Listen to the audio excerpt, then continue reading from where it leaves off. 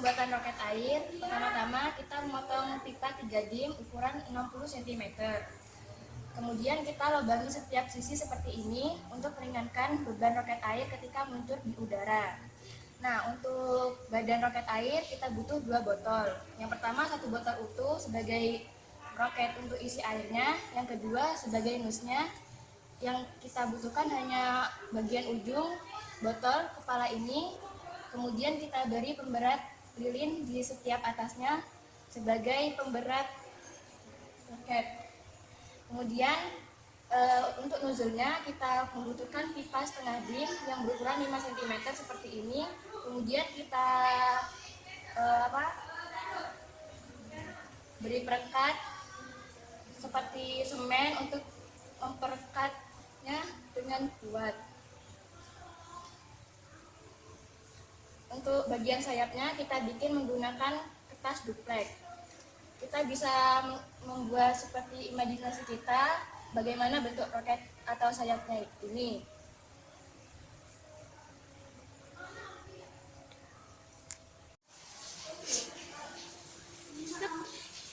Nah, untuk bagian launchernya kita membutuhkan pipa setengah dim. Untuk tinggi ini kita membutuhkan ukuran 30 cm dan 30 cm. Jadi semua ukuran ini 60 cm. Untuk lebarnya kita membutuhkan ukuran 40 cm. Dan untuk menggabungkan kita membutuhkan pipa L dan pipa T untuk menggabungkan bagian yang sebelah sini. Untuk di bagian sini kita memerlukan strap dan 2 pengunci untuk melekatkan strap ini dengan pipa. Di sini juga ada aluminium besi.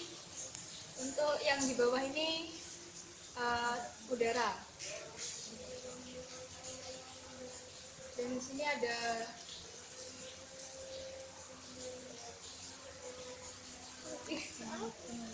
pengait. Ya, di sini ada pengait untuk mengunci roket.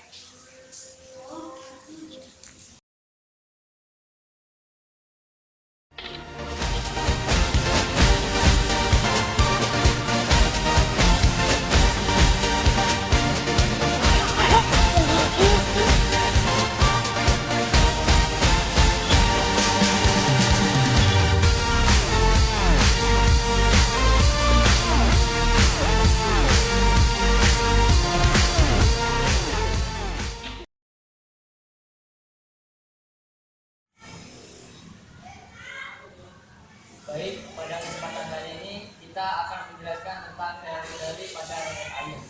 Yang pertama tentang teori Bernoulli dan gerak lurus berubah beraturan.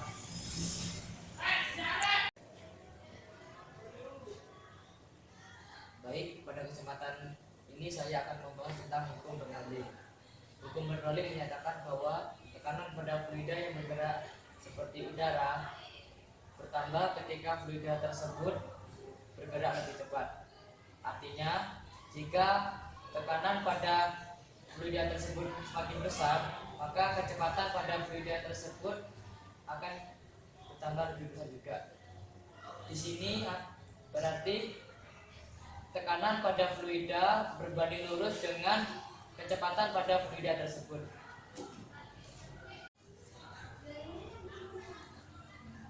Yang kedua yaitu gerak lurus berubah pengaturan atau GLBP.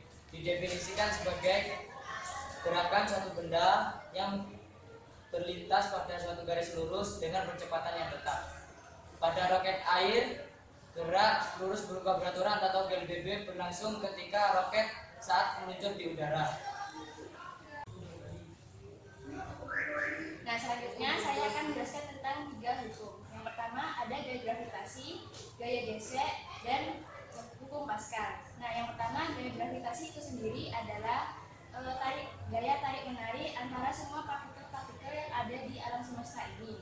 Hubungan dengan roket air sendiri adalah ketika roket air jatuh ke bawah, maka akan ada daya tarik-menarik antara gravitasi bumi dengan roket air itu sendiri.